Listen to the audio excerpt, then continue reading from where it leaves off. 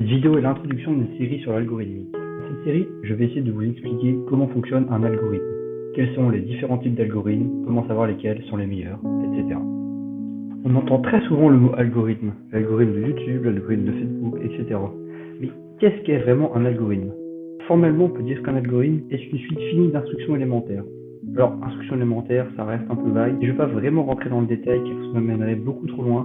Néanmoins, ces instructions sont souvent assez rudimentaires et programmer des choses développées et intéressantes peut devenir une tâche très ardue.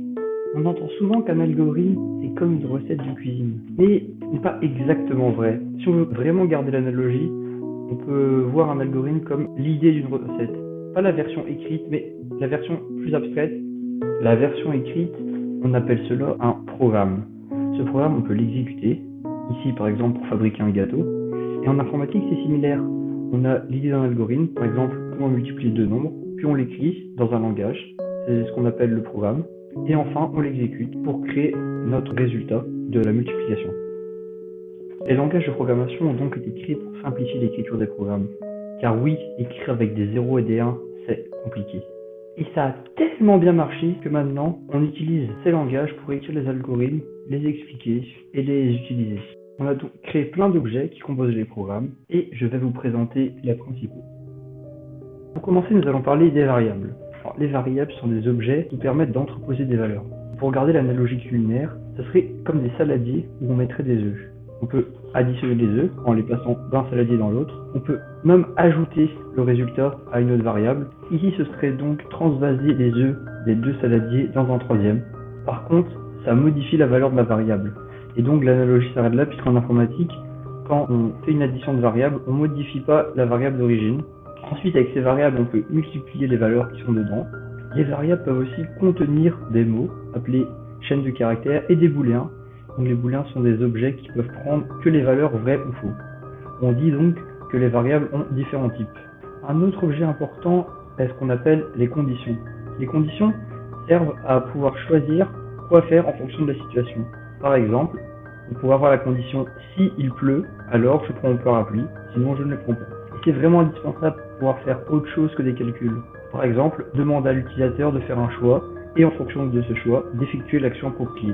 Pour par exemple un jeu de voiture, si j'appuie sur la flèche gauche, alors le véhicule tourne à gauche. La structure de la condition est, je pense que vous l'avez remarqué, si j'ai une condition qui est validée, alors je fais ça, et sinon, je fais autre chose. Ensuite, un autre élément important est ce qu'on appelle les boucles. Alors les boucles, ça permet de pouvoir exécuter un bout de programme plusieurs fois d'affilée.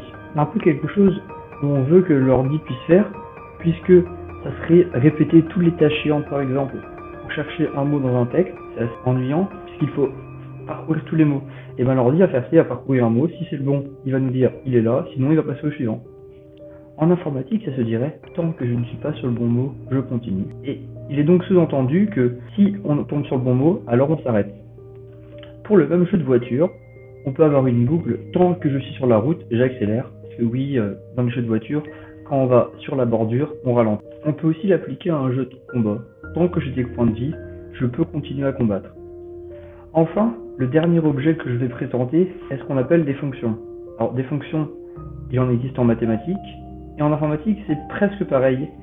En fait, on peut résumer ça comme un moyen de donner un nom à un bout de programme, et donc de pouvoir l'appeler quand on veut. Ça évite de devoir répéter des bouts de programme plein de fois en faisant des copier-coller, et donc c'est beaucoup plus simple pour la lisibilité.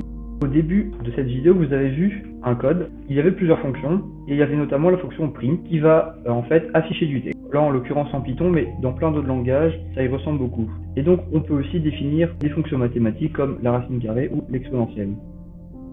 Voilà, la vidéo est terminée. La prochaine vidéo va parler de ce qu'on appelle la complexité algorithmique. Cette complexité nous permettra de pouvoir différencier les algorithmes et de pouvoir dire quel est le meilleur.